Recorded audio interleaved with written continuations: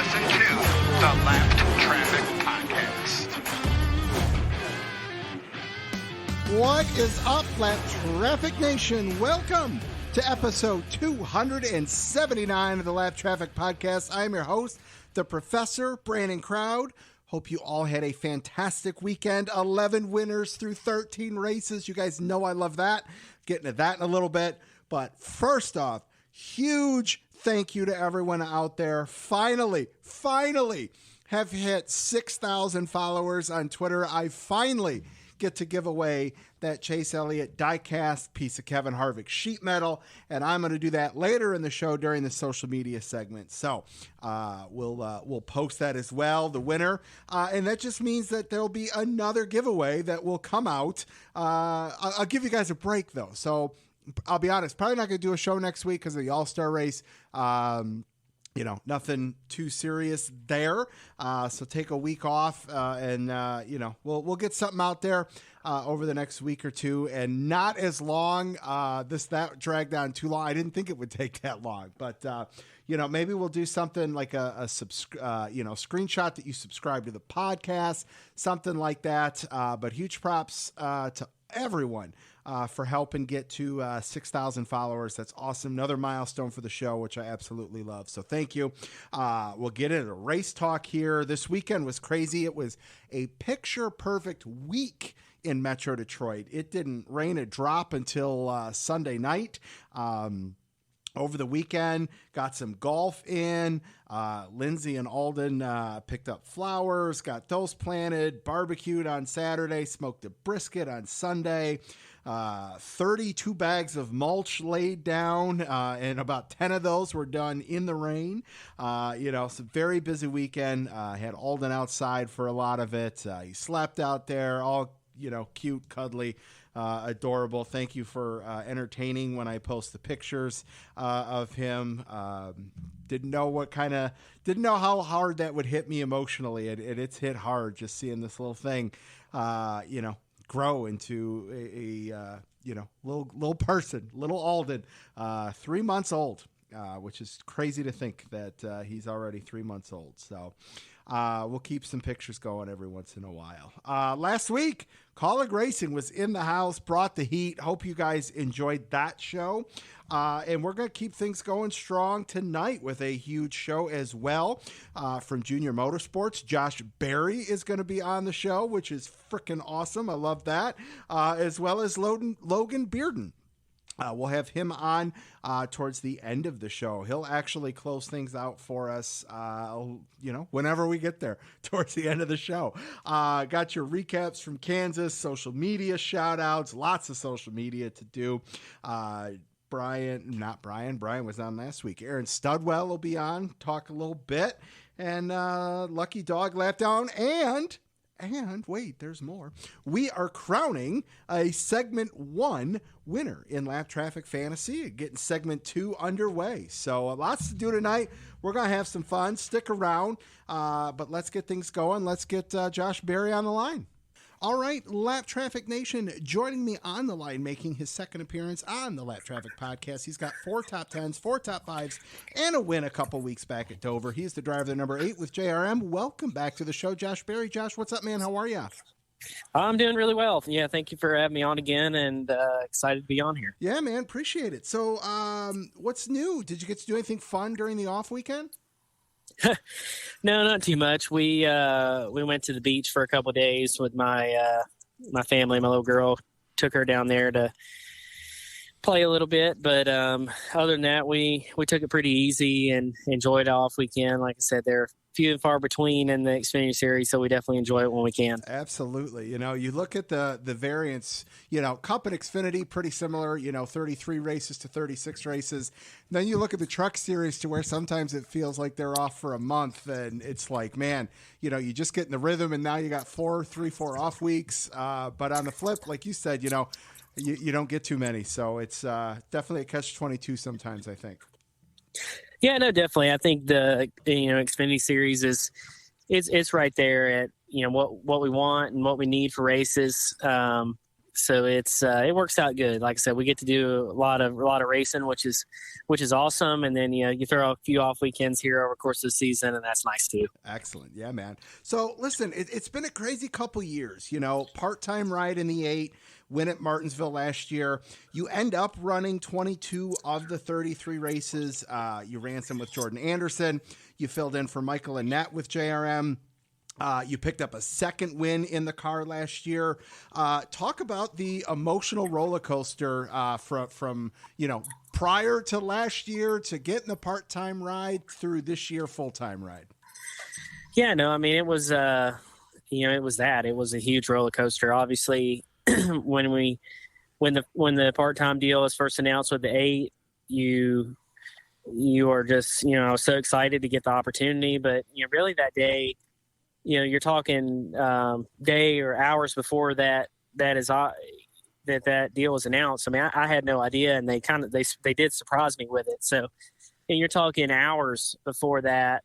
I'm just thinking that I'm just going to be a late model racer and kind of continue to race short tracks as long as I can, and just kind of continue that path, and not really. Never really thought that I would get an opportunity in the Xfinity Series or Truck Series or ARCA or really anything for that, that matter. It just, I just didn't see that coming. And,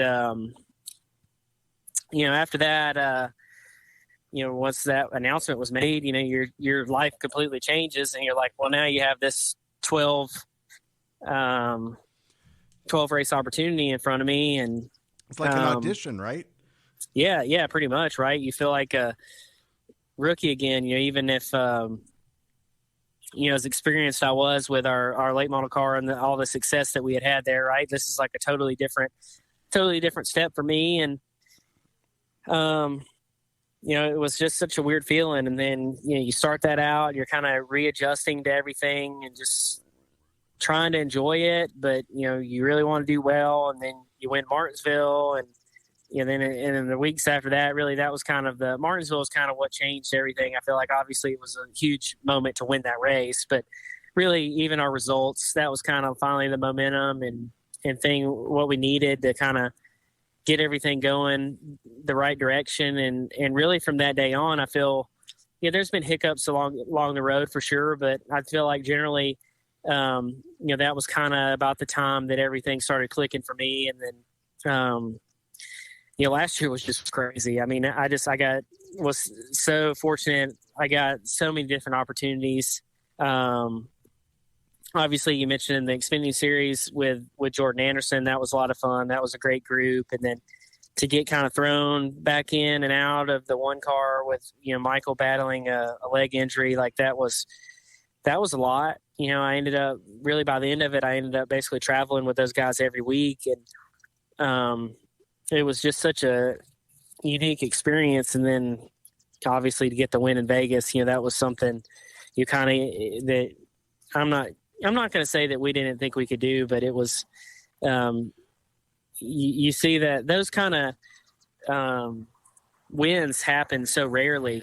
I feel like in NASCAR where it's a fill-in, like substitute role win. I feel like I can only pick out a couple of those in my life. And, so that was a really cool moment for sure. Well, for me, I think anybody that, looked at the win at Martinsville, I mean, what a stamp of, authority, if you will, to come back, do it with another team, different car, all of that. I mean, to me, that was just, you put the map was there with Martinsville, but I mean, I think you shut up the doubters with the Vegas win, and then to follow it back up, come right back out this year, 2022, same momentum, all of that. I freaking love it.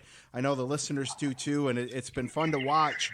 It was announced late last summer that you would be driving full time in the 8 this year. Was that a little bit of a load off, to know that you didn't have to worry about an off season and going back out there and redoing that all over again? Well, yeah, I think even, in your prior question, kind of meant to touch on that and kind of got sidetracked, but yeah, you're right. That was another kind of part of this whole transition with me, right? Like, so I run these 12 races. Obviously the win at Martinsville, I think we ended up, we've had a couple second places, had some good results the second half of that. Well, then, I get out of the car and turn it over to Sam. And, luckily, like I said, luckily for me, at least initially, the opportunities kind of kept coming, right? I wasn't in the car every week, but felt like I was in something every week. I was running for Rackley War in the truck series. I ran their truck the majority of the second half of the season, and ran for some for Jordan, and then all that kind of transpired while in the behind the scenes, like we're trying to nail out just trying to figure out what's next for me, right? And thankfully we were super fortunate to gather together some partners. We had Tire Pros was on our car last year, and they're again on our car this year. They came back. We brought in a new partner with Harrison's USA, and that's been super fun to work with that. And then now we're continuing to try to add those partners to kind of keep this deal going, right? I think we have a new partner on our car this weekend in Texas with Jarrett Logistics. We're super excited. They've been super involved in everything we've been doing so far with our racing and all the social media, and I know they're really excited to be on the car this weekend. And it's just been kind of a whirlwind from that point. That's so cool, man. Well, and you also got a vodka sponsor, High Rock Vodka, which the listeners know I like a glass of vodka every now and then. I might have to go look into that one too. Yeah, no, definitely. Like I said, that was, that's another one that we've added here. They'll be on our car at Homestead, Miami there in the playoffs. And, Dale's got a relationship with them, which kind of helped put us all together. But, it's, I've tried it. It's very good. I have to say I'm not much of a vodka drinker, but I have tried that, and I'm definitely acquiring it for sure, because it's very good. Nice. All right, let's talk about Dover. A couple weeks ago, picking up the win at the Monster Mile, started up front, was up there the entire race, and once you took the lead, you never looked back. Walk us through Dover. Yeah, no, Dover was super fun. I remember in 2020. 2021. Get my years mixed up with everything that's been going on. 2021, really, I felt like that was my probably most complete race in the 8 car.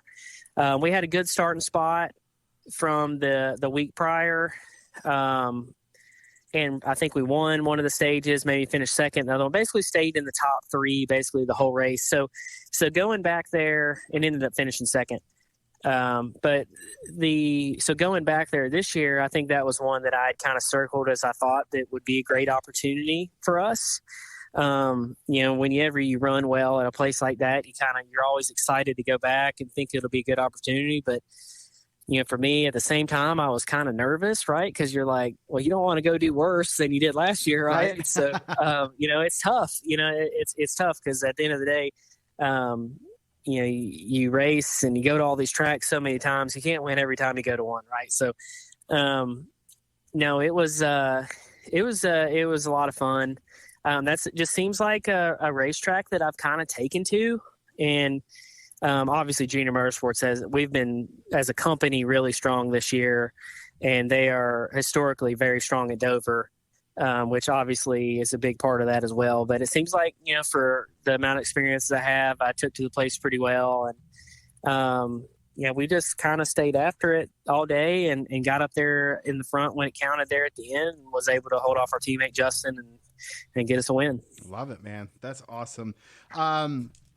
Real quick, how excited are you to go back to Nashville Super Speedway here in about a month? It's your home track, picked up a 4th place finish there last year. You going to be doing anything special, friends, family, and all that heading back there? Yeah, no, I'm obviously, really, really excited to go back there again. Like I said a minute ago, that was another one of the races that we had a really good race. I know we only finished 4th, but that was one where we had a really strong car and was in a great position and kind of had some misfortune there towards the end, and actually got back to 4th, which was a really good day for us. So obviously it's really exciting to go back there. Being that's, I'm from about an hour from there. When I was a kid, and I've been to plenty races at the super speedway, watching bush races and truck races and IndyCar races and stuff, sitting in the stands. So it's always fun to go there. And there'll be, I have some friends and family, I'm sure they're watching and supporting. And, usually we'll usually drive out there a couple days early. That way we can see some of my family, my grandparents and stuff. So it'll be a fun week for sure. Awesome. Well, we're headed to Texas. That seems to be a track people either love or hate, whether it's watching or racing at it. So where's Josh at on heading to Texas this weekend? Yeah, I think I'm optimistic about it. Like I said, we were decent last year. It was, that was my only experience there, right? Like it went okay. It probably wasn't, definitely wasn't my best race by any means, but I feel like I knew starting 2022 this year, I knew that, where I needed to make the most improvement was kind of the typical mile and a half intermediates. Sure. And I feel like we made a real good step there, obviously, with Vegas last year. And then, this year at Vegas went well. Fontana went well as well, bigger track. And so I feel like I've improved in that area. I think as a company, obviously we have a ton of momentum coming off of 3 straight wins and 6 straight stage wins for our company. So I think obviously that's in huge. that side of things, the cars are really strong. So I think hopefully we can go there and improve all day and be there at the end when it counts. Excellent, man. Well, listen, thank you so much for coming on the show. Tell everyone where they can follow you on social media. Yeah, I'm at Josh Berry on Twitter, Josh Berry 88 on Instagram. Those are the two that I use the most. And like I said, we're just really excited. Like I said, we've had a really good start to the year with our 8 team, and hopefully we're going to keep the momentum rolling here in Texas this weekend and on for the rest of the season. Hell yeah, man. I love it. Lap Traffic Nation, huge thanks to Josh Berry for calling in. Josh, best of luck rest of 2022. Look forward to having you back on down the road, man. Yep, thank you, man. I appreciate it. Yep, take care. We'll see ya. All right, man. I'll see you. All right, Lap Traffic Nation. There you have fan favorite Xfinity Series from JRM, Josh Berry. Great to have him back on. All right, let's talk a little bit about Kansas. You guys know how much I love the Truck Series, and I'm gonna be honest with you. That may have been my least favorite truck race of the season.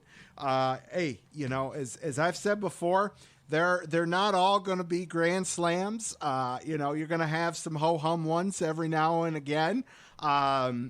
Sometimes that's what we get. And to me, that's what the truck race felt like. Not a whole lot of movement from the race from, start to finish. Those that were up front, for the most part, started up front. I think we had, 5 of our top 10 finished in the top 10 in both stages, so not a lot of movement out there, and I get it. That's going to happen at your mile and a half truck races. Sometimes, Las Vegas sometimes provides a little bit more entertainment, but it is, like I said, it's what it is. Congrats to Zane Smith. He was a popular pick, Lap Traffic Fantasy, went out there, dominated the race and picked up the win, 108 out of 134 laps. He put on a damn clinic. We've seen that with John Hunter Nemechek, and sometimes, those races are what they are. So what I am going to focus on with the Truck Series is that it's May, and we're halfway through the regular season in the Truck Series, as well as the Cup Series. We'll get to that though in a minute. So I think it's fair to talk playoffs. Don't talk about playoffs. Yes, Jim, we have to talk playoffs, and that's because of the guys that are on the outside looking in halfway through this thing here in the regular season in the Truck Series. We got Tyler Ankrum outside looking in. Matt DiBenedetto outside looking in. We got Chase Purdy, second team over at Hattori Racing, outside looking in. Austin Wayne Self outside looking in. Not to mention Johnny Sauter outside looking in. And any one of these guys could go out there and potentially score a win, especially when we look at where we're going. After this week at Texas. They're going to Charlotte, okay, typical. But then we're going to WWT. We got Sonoma. We got Knoxville on the dirt. And we got Nashville, So there are some spoiler races out there, and Mid-Ohio, that anybody might be able to go and maybe steal one and knock some of these guys out of here too. So while this week's race was a little ho-hum, as I said, we've got some exciting races coming up here in the Truck Series that I'm very excited about. So we'll stay tuned on that side of things. Xfinity Series this weekend was off. They're going to pick things back up at Texas this week. Really, in my mind, you guys know where I'm at on the All-Star thing. If you're new to the show, I'm not a fan of all-star races or exhibition races in any sport, baseball, hockey, football, NASCAR included. Not a fan. I'd rather, if points aren't on the line for a championship, all right, great. They're going to go get money. That's what they're racing for. Cool. It's hard to draw. I wouldn't go to an all-star race. It's just not the draw to get me to go out there. And I think we're seeing that, maybe, when they did Bristol, that one year for the all-star race. Okay. That was kind of cool. LA Coliseum for the exhibition race to kick things off this year was cool. You give me something new. Great. You're going to take what typically can be a lackluster race at the Texas Motor Speedway and cut the field by a third. I can't buy into that, and to just gimmick it up with however many different stages, whatever your qualifying thing is going to be for it. That is the one thing I have a very difficult time getting behind, but I digress. But let's talk about this past weekend. Kurt Busch picking up the win. Him and Kyle were running 1-2 there towards the end of it. Was Kurt going to be able to hold him off? He was. It was just the different Kyle that he held off. It ended up being Larson in second, brother Kyle Busch in third, team owner Denny Hamlin in fourth. Denny Hamlin takes a lot of heat. Whether that's deservingly so is opinion based. But if you set all of that aside and look at the cool moment that was had post race between Kyle, Kurt, and Denny, that's pretty cool. That's the emotion that we also like to see out of Kyle Busch too. I think, like that human side of things that we maybe see on social media. With the family side of things, and congrats on their baby, by the way. That was just a cool moment. I thought that was cool. I thought that was pretty special. That was sweet for the three of them there. I don't know. That just hit home for me for some reason. Other than that, a little bit more exciting than the truck race, but what a save by Larson. Are you kidding me? He's just on a different playing field than everybody else, as far as I'm concerned there. And this was the 13th race that we're halfway through the regular season with 11 different winners. And now, the ever popular question, will we get to 17 winners through 26 races? Because that's where it'll mean something. We get through 17 winners after 26 races. It doesn't have that same impact that we want it to have. We want, most of us, some of us, I don't know the grouping phrasing that I should be using there. I think it would be awesome to have 17 different winners through 26 races so that somebody with a win doesn't make it, because we haven't seen that. So that's what I'm chomping at the bit for. And when we look at who is sitting there without a win still, can you say that you can assume they're going to get one? Can you say Christopher Bell's going to get a win? Can you say Kevin Harvick's going to get a win? Right now I would say, they just aren't there. I just can't believe, to come off the season they had in 2020, and to not have a win since, and just not to be there. Couple top fives, but they're just not there. And that's an organization that we would say would have multiple wins. Eric Almirola from the same organization has been known to pick one up here or there. Austin Dillon's been known to pick one up. Eric Jones has picked one up. Daniel Suarez has been close many of times. Chris Buescher, Bubba Wallace, Justin Haley. Justin Haley could go out there and pick one up. Michael McDowell, maybe at one of the road courses, so there are the drivers out there. Obviously we're thinning the herd a little bit, but I mean, if you just look at Christopher Bell, Kevin Harvick, Tyler Reddick has been knocking on the door. I mean, right there puts us at 16. If any one of them could get that done over the next 13 races, I feel like we say this every once in a while.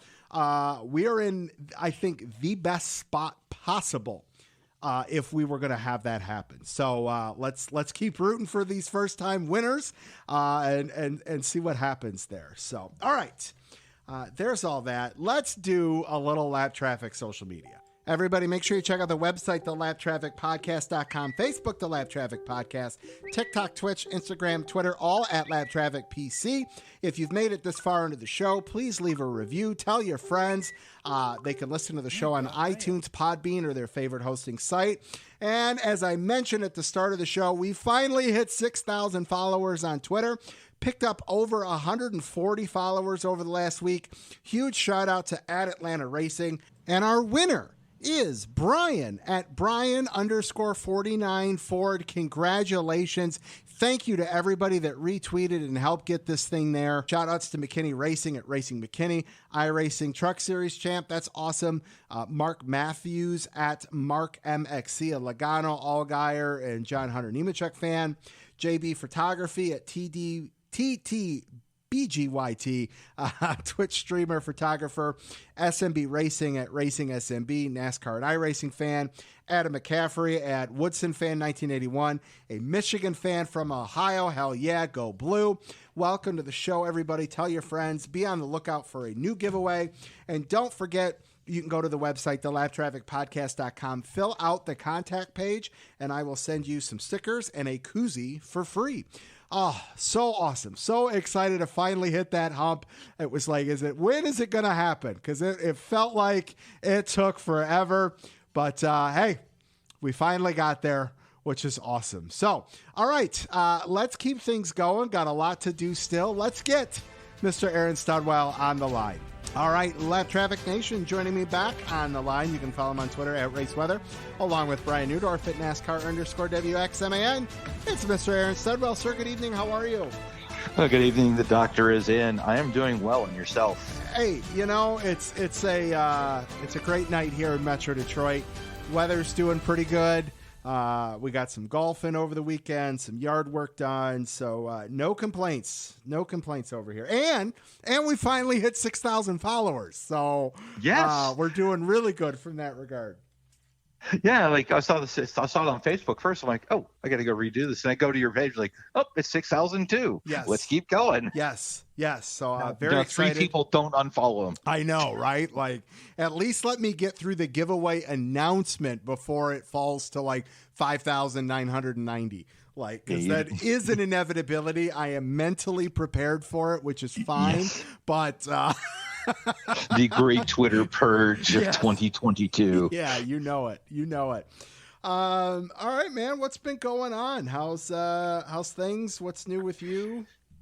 Business is good. Yeah. Life is good. We were talking before we got started recording. Got a few things in the pipeline and expanded our presence across some different sectors. We've added a Formula 4 driver from the UK, and we've got finished some paperwork. And we actually have a very big NASCAR-related announcement, which I forgot to mention to you before. But when we get to the announcement phase, you will be, when the contracts are done and everything's signed, you will be the first to know. Excellent. I'm very excited about that. Looking forward to that. I don't know if because you weren't on last week, it was Newdorf, but we had a big presence from Colleague Racing on last week, with the exception of one driver because we couldn't get the time lined up. So I'm putting that on you now to make sure that does happen, since you've got some say I in was that. kind of wondering about that. I'm like, well, I kind of brought it up to him a couple times, and I'm like, okay, so it was just a timing thing. It wasn't a Landon thing. It was a timing thing. It was a timing That's thing. okay. Yeah. When I had was talking with colleague, the one day I just couldn't do it, and it was just going to be cutting it too close to practice or qualifying or something like that for him, and so we just weren't able to make that one happen. But we got to get him on. I got the interview all typed up; it's ready to go. So I'll text him after the call. Excellent, beautiful. Well, let's see here. What'd you think of Kansas, man? I want your thoughts. It was like, and I'm going to go Star Trek on you here. It's like a Starship mission. It was like few lengthy times of boring, really kind of interspersed with about 3 minutes of excitement. Yeah. And you know what? And there were so many. It became very cliche, a race almost. It would have been very different before this next gen car, because for as many times as people smacked the wall. Yes. Kyle Larson. Yeah. Kevin Harvick. I'm not sure. Kevin Harvick. I'm not sure. I'm not sure who didn't smack the wall. Yeah, pretty much. maybe Kurt. No, I remember even Kurt Busch smacked it. Yeah, he gave it a little kiss. Yep. Yeah. So these composite body cars are making a huge difference. That being said, the new geometries and I'm not sure necessarily new tire compounds, but the new low pressure guidance, I think are making a difference as well. And, it goes back to maybe the crew chiefs need to remember this as much as anybody else. In order to finish first, you got to first finish. Yeah, right. And there's your cliche for the day. Go on. That is one hell of a cliche. I like that. The truck race too was kind of, I said earlier tonight that this may have been my least favorite truck race of the entire season so far. Granted, that's only 8 races, but it just didn't leave too much for me.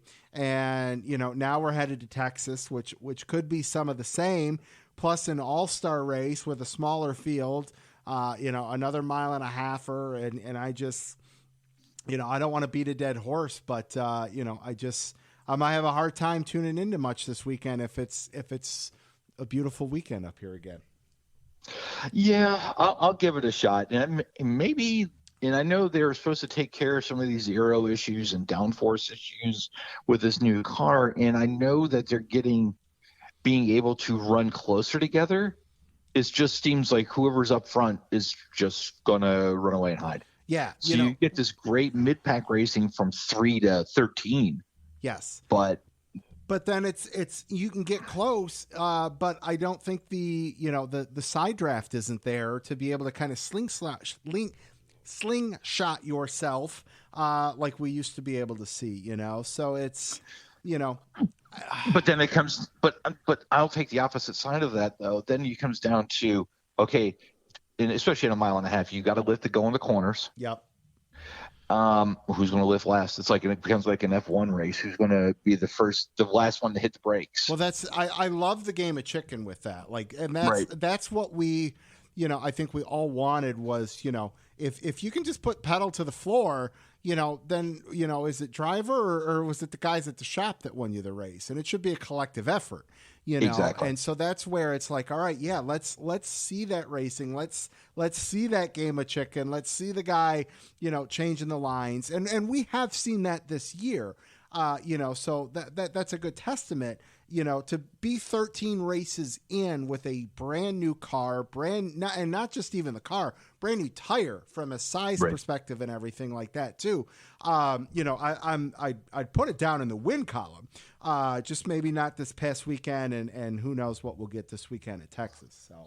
And we're maybe not for Texas, but we're going to continue to get NASCAR tweaking and making little changes. Yes. As they go, we may not necessarily hear about them. I don't necessarily tune into all the NASCAR radio anymore that I'm not in the car as much. But you may see some little tweaks along the way, and that'll improve the racing. And hopefully that's what NASCAR will do, and the teams will figure out some things. Absolutely. And they're like I said, they're playing their own game of chicken by starting the tires so low. Right. They're leaving their drivers hung out to dry, and then damn these pit stops, guys. It's one hub. Yeah. You shouldn't need a 6 foot long torque wrench. The penalties yesterday were, I was kind of blown away by that. Like you had the one with Kyle Busch where they had the delay and he got a penalty for, I don't remember what it was, but then he got a speeding penalty trying to make up for that.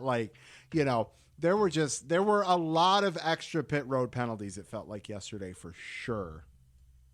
Yeah, but we've seen before, and we've seen in previous seasons, and and that comes down to, it's not necessarily the hub, but then it's the crew, because we've seen that. How many times has Denny Hamlin and the JGR guys been in stuff, something like that? And it's like and then they get anxious, and then they go fast, and then you're going too fast, and it's like then you're just hurting yourself. Yep. No, absolutely. Well, I'm enjoying the new pit stops. I'll be honest. They're fun to watch. They're faster.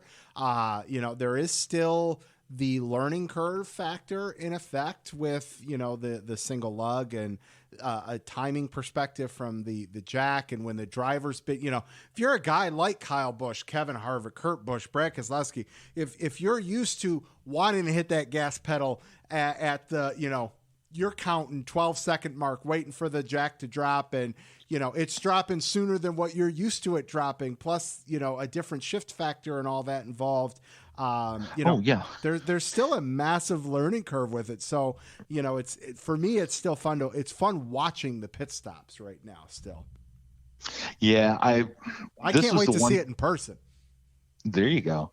The one thing I wasn't sure about changing from an H pattern to the sequential gear shifts, I'm still not a fan of it. I think it's easier to kind of skip gears and downshift.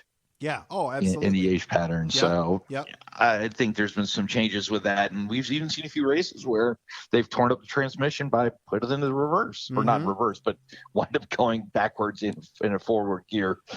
I'm curious to see at a track like Pocono.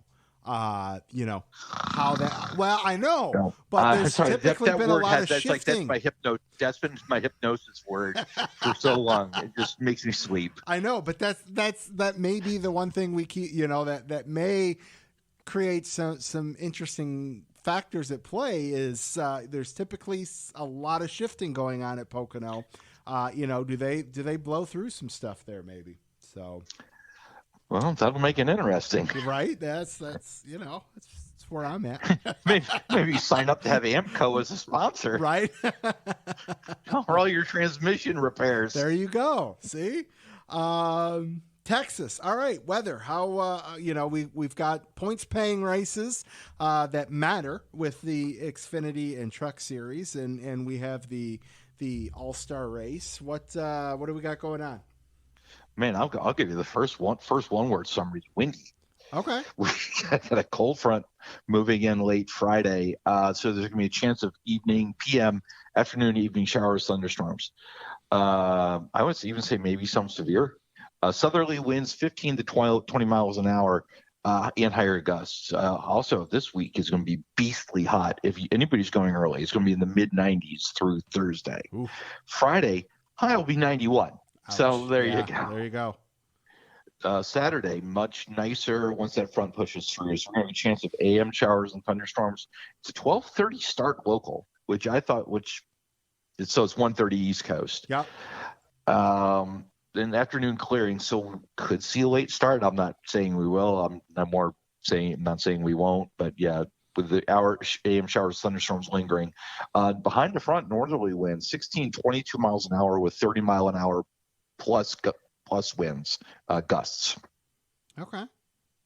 Well, so, yeah, I know. So that's right. running. That's a headwind on the back straight because it runs parallel to the interstate there. All-Star race, man, it's gonna be nice. That's probably the best thing we got going. Is so for the race you weren't gonna watch. Maybe not watch. Well, I mean, it'll be on in the background, but I'm not going to be like hey, I'm going to be glued to the TV. If I have it on the radio outside or something, like I said, it's just not going to be the priority, Oh, I understand. It's sort of like having a Michigan Panthers game on. Right.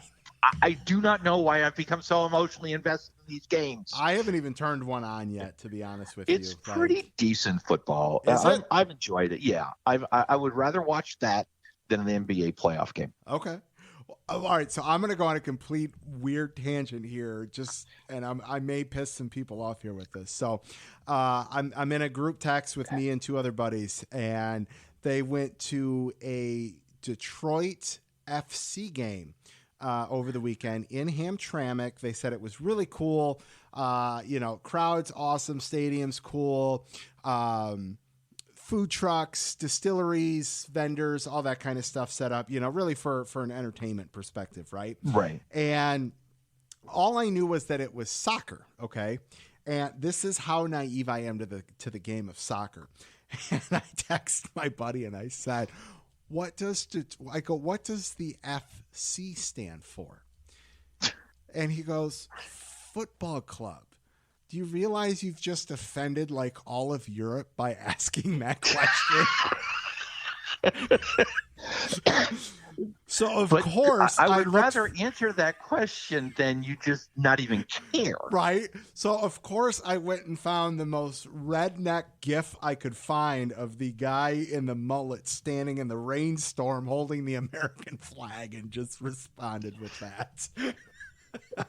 Not a soccer fan. No, I know you're not. I know you put that over there with open wheel racing. Right. If you want to do that over there. No further. That corner of the room. Yes. Yeah, I'm gonna finish this one off with a happy note. Okay. Sunny skies for the All-Star race.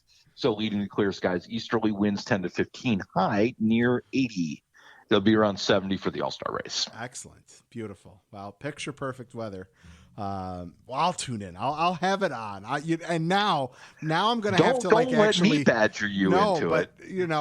I feel like I'll get like a troll that hits Brian Newdorf up, and I'm going to have to like tweet out a picture of the TV on with it on just to prove that it was on for a second at least, because someone's going to at me. But I digress. Don't you do like race coverage? Have you stopped? I don't get every tweet you push. I should do that. Yes, but thank you. You don't do race day coverage anymore. I do. I'll be honest. No, I don't do like the full blown, tweet from start to finish. Like for a couple reasons. One, because it was taking away from me actually watching the race. I get that. I get that so much on days I'm watching the radar in the race. I'm 100% with you. And just one thing that I realized, but it was like, the people that follow and interact with me, at least in my opinion, they're also following everybody else that's doing the same thing. Like, right. There's Jayski's Twitter handle. There's Bob Pockrass's Twitter handle. There's so many other Twitter handles that, you want the, a random lap by lap breakdown kind of thing. Like, that's not why people are following me for that. So it's like, right. Let me give some other, random content, some, some interactive smoked type meat tweets. Yeah. Let me give you something different at least, So yeah, I don't do the full, sit down, tweet, hey, that was crazy, lap 15 kind of thing. Like, right. Cause there are, the handles that do that is valuable to the people that can't be tuned in. They want to catch a quick update. I'm just that's also their jobs. Yeah, right. That's not. Let's put it this way: when I was doing it, I wasn't picking up followers. So I'm like, why am I doing this from this regard? Let's enjoy the race. Let's send out, instead of 60 tweets a race, maybe I send out 10 tweets a race, but they get more engagement.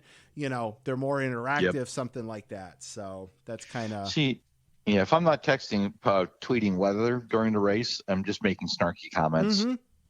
Yeah, I'm with you. So, well, man, this was a good one. Yeah, no, I've definitely appreciated it, enjoyed it. course. Miss talking to you, miss being on. Yes, well, I will catch some flack from Newdorf because it seems like every week that he's supposed to be on, I push him a week because I take an off week because, like I've said, I'm working a few of those in. Having a 3-month-old that plays a factor, and go figure, right? So I'm not going to do a show next week because it's after the All-Star race. So Newdorf will be getting a text here later this week that says, "Hey, not going to do a show. We're going to do one I'll next talk to you week." after Charlotte. Yep. So that's where we're at. But, okay, well, no, it's your show. You do what you need to do. It's true story. We're just along. This is the Brandon Crowd world. That's right. We just live in it. Right. Actually, it's the Alden Crowd world, and we're just here to live in it now. Yeah, well, that's true. That was a dynamic that shifted. It's a true story. There was a shift into force. Yes, there was. All right, Lap Traffic Nation. Go follow Aaron on Twitter at RaceWeather, along with Brian Newdorf at NASCAR_WXMAN. Sir, great to catch up with you, and we'll talk to you soon, brother. You will. Yeah, that last part was so much fun. I forgot we were being recorded. There you go. I'll right? talk to you later. All right, we'll see ya. Bye. Later, man. Bye. All right, great to catch up with Aaron Studwell there.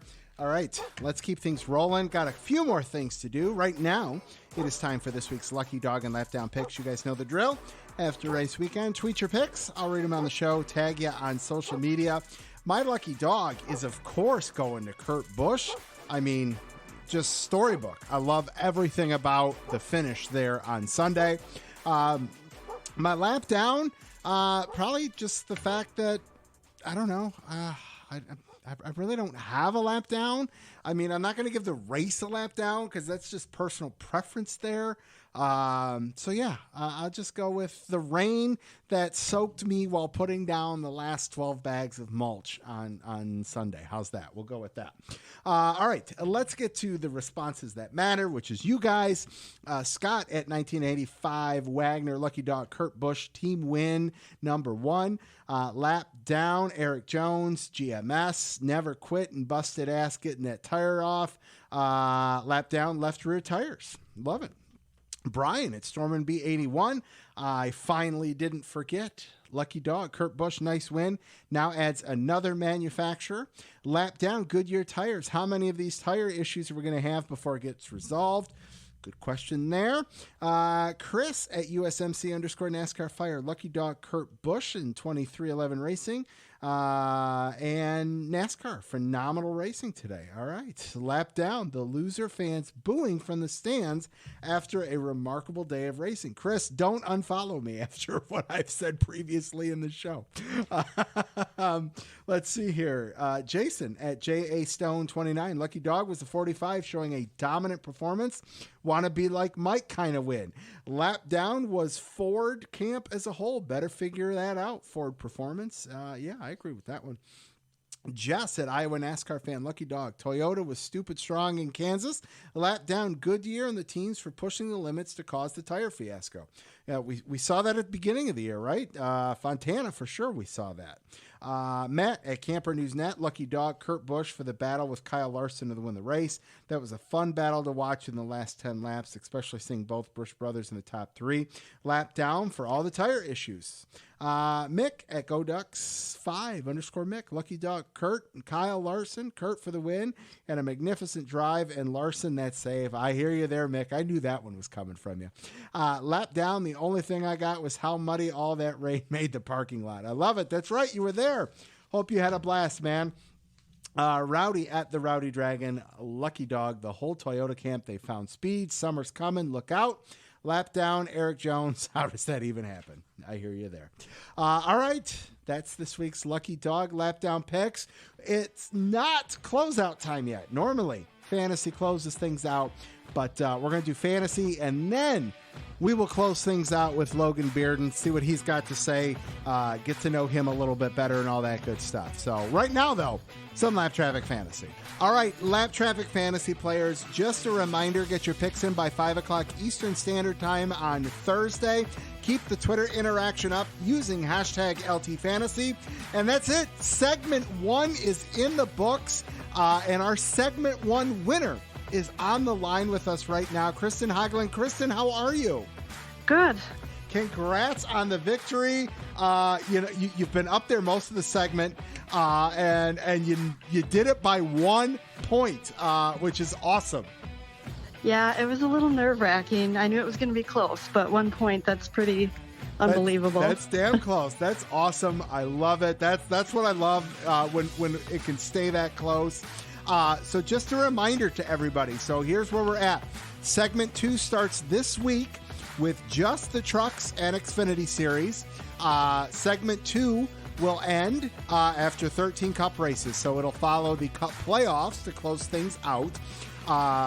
Drivers are reset, segment points are reset, but the cumulative standings, that's where it will determine who makes the playoffs, the top 16 there. But Kristen, you automatically have a bid into the playoffs with your segment 1 win. So, if things fall south for you, that's okay, because you're a lock for the playoffs no matter what. Pressure's off. That's pressure's good. off, yes. And you got the bonus points. You're kicking ass there, too. You got 12 bonus points, the most by 5. So you are on a roll there. So everything should carry over for you there. So let's reset the final top 10 standings here.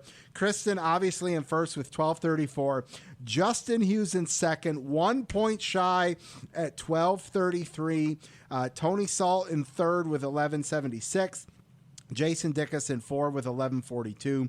John Warrington in 5th with 1141. Henry Fletcher in 6th with 1131. Aaron Studwell in 7th with 1127. Steven with 1126 and 8th. A two-way tie for 9th with Michael Mason and Ray Carballa with 1124. And Fox's own Alan Cavana wraps out the top 10 with 1122. You beat Alan Cavana. That should say something. That's awesome. Pure luck. It's right? Pure luck. And then our bonus points, Kristen, you got 12. Jason has 7. We got a 4-way tie for third with 6 bonus points with Eric, Kim, Scott, and Tony. And then there's a slew of us all there with 5 and on down there. So that's awesome. No one's ever swept. So, if you want to add some pressure, you could go win both segments in the championship and pick up 3 trophies. That would be pretty cool if you were able to do that. So, what do you say? You ready to make some picks for Texas this week? Sure, I feel a lot better now that the pressure's off. I love it. All right, Lap Traffic Fantasy Players, segment 2 kicks off with Trucks and Xfinity. Zane Smith is coming off a dominant truck win this past weekend at Kansas and a top 6 last year at Texas. He'll be looking to get back into the win column, but last year's Texas winner, John Hunter Nemechek, will look to have something to say about that. Also, in the Xfinity Series, John Hunter picked up the win at Texas last year. He'll have some stiff competition with A.J. Allmendinger, Noah Gragson, Daniel Hemrick, and Justin Allgaier, all looking to get back to victory lane. Who will start off segment 2 in the win column? Who will make sense of the wacky all-star format? We'll find out this weekend. But first, it's time for our picks. All right, Kristen, who are you taking in the Truck Series? Well, I picked him last week, and I'm going to do it again. I'm going to go with Zane Smith. Zane Smith back-to-back. All right. Yeah. I'm just going to roll strong with John Hunter and just hope to start out mediocre and kind of go from there and not get too crazy. Xfinity Series, who are you going to roll with? I'm going to cross my fingers and go with Ty Gibbs. Ty Gibbs. Okay. I am going to go with one of last week's guests in Daniel Hemrick for the Xfinity Series to kick things off in segment 2. Well, Kristen, great to have you on. Congrats again on the segment win there, and maybe We'll have you back on here before things are all said and done. Yeah, hopefully. Hopefully I'll keep going all the way to the end. Absolutely. I love it. All right, we'll talk to you soon. Okay, thanks. Take care. Bye. Yep, you too. All right, Lap Traffic, there you have the fantasy segment. But we're not done. We got one more thing to do, and that is to talk to Logan Bearden. So let's get him on the line to close things out tonight. All right, Lap Traffic Nation, joining me on the line, making his first appearance on the podcast. He drives for AM Racing. He's competed in the Super Late Models, ARCA, made his debut in the Truck Series. Welcome to the show, Logan Bearden. Logan, what's up, man? How are you? Not much. Thank you for having me. Absolutely. Thanks for coming on, man. So, Logan, you basically grew up at the track. Tell everyone, that's not familiar with the name Logan Bearden, a little bit about yourself, racing background. Your bio mentioned something about a interesting third grade go-kart story. So, give everyone the rundown. Yeah, so I'm originally from Austin, Texas, but was raised in Leander, Texas, which is just a bit northwest of Austin. But I grew up around cars. My dad was a auto technician at a local Lexus dealership there before he went on to start his own business. So from the early age of 2, I was underneath cars, handing them tools and learning about things. And then he had a family friend that did a lot of oval track racing there in Central Texas. So as I came of age, I started going to the racetrack. And then as far as the third grade story goes, I'm dyslexic, so I was struggling in school a little bit. And then for motivation, he took me to the go-kart track in New Braunfels. And he told me if I passed the state test at the time, that he would get me a go-kart. Well, I ended up acing the test. And then that kind of carried on from there. So 16 years later, here we are, and now moved into North Carolina and going NASCAR truck racing. That's so cool, man. So, what any unique challenges that dyslexia poses for you as a driver? No, funny enough, I feel like as far as driving goes, it almost like helps me. Okay. It seems like the faster I go, the slower things it slows down for me. Like I almost start catching up with myself. It just made school a little bit of a struggle. Having to study harder than the average kid at the time, which was a little frustrating, but sure. With the motivation of, always keeping your grades up and get to go racing. So that's what helped me push me through. That's awesome. It's funny you say that, about the faster you go, the slower seems things. And the first thing that I thought of when you said that, not that he has dyslexia, but Detroit Tigers all-star Miguel Cabrera sometimes would describe it when he's in a zone, like it looks like a beach ball coming at him nice and slow, and he can crank one over the fence. So I could totally see that mental game of where when you're dialed in, locked in, you're probably able to focus a little bit more, and everything else just kind of comes with it. Oh yeah. It's a neat feeling. So like getting into the zone's a little bit easier, but as far as just average life, sometimes it's like, you don't feel like, I can't keep up with myself, but So racing kind of part-time right now. What else do you have going on outside of racing? So I got a full super late model schedule this year. I think we had 9 races scheduled. We got through the first 2, which was the first one was in Irwindale, California, where we finished 3rd.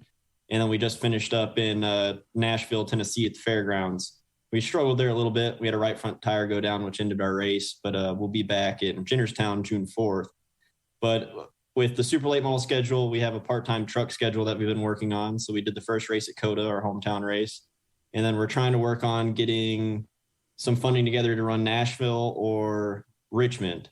And then as far as, next year goes, we're trying to put together to where we have a half season or a full-time deal. Awesome. It looked like kind of based on kind of how things were looking, unfortunately, the pandemic kind of hindered you guys a little bit. It looked like you guys had some momentum going, might have gotten a couple extra truck starts and all that kind of stuff. What's the rebound look like from there for you? So actually really good. It definitely slowed our momentum down through the whole pandemic deal in 2020 and whatnot.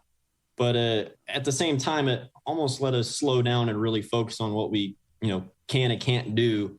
And then kind of put the pieces together to get me up here full time. We'd love to be in the truck more, but I'm actually working for AM now full time, and just being in the shop every day and learning everything I can, knowing that I don't get the track time that we would like to have. It just kind of makes it easier. So when we get back in the seat, we can hit the ground running. Sure. Instead of kind of just being blind going into a lot of these things. Yeah. Yeah. What are you doing at the shop? So right now I'm like a general mechanic and a setup plate assistant.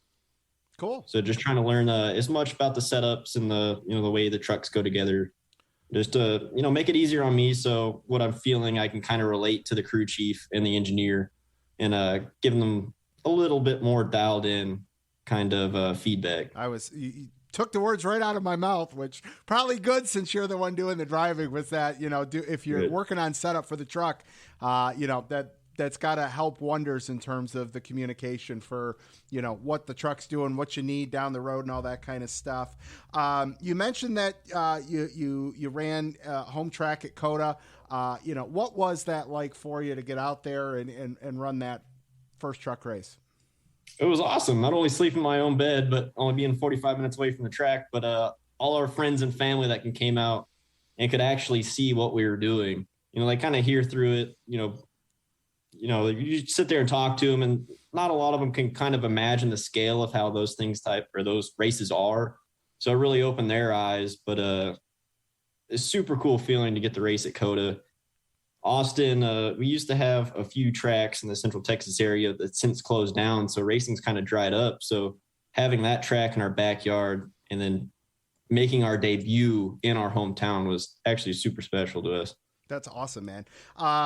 You mentioned, you at the track, family, all that kind of stuff. Dad started his own business. What was the family business? Were you ever leaning towards maybe, getting into that, or, you always knew something with racing was going to be in the fold?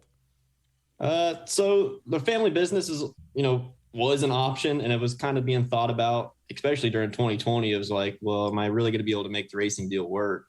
But my parents have always been super supportive of me and just, pursuing my dream and my goals. My dad owns a Lexus and Toyota specialty shop. So he was a master technician for Lexus for a good period of time before he stepped off and did his own deal, and allowed us to actually go racing and, chase our dreams and whatnot. So it's always still kind of there, but I would love to make the racing work. And I know my dad would love for it to work too. Absolutely. Because he wants to be able to retire and travel around to all the races and whatnot. So that's the route we're going for the time being.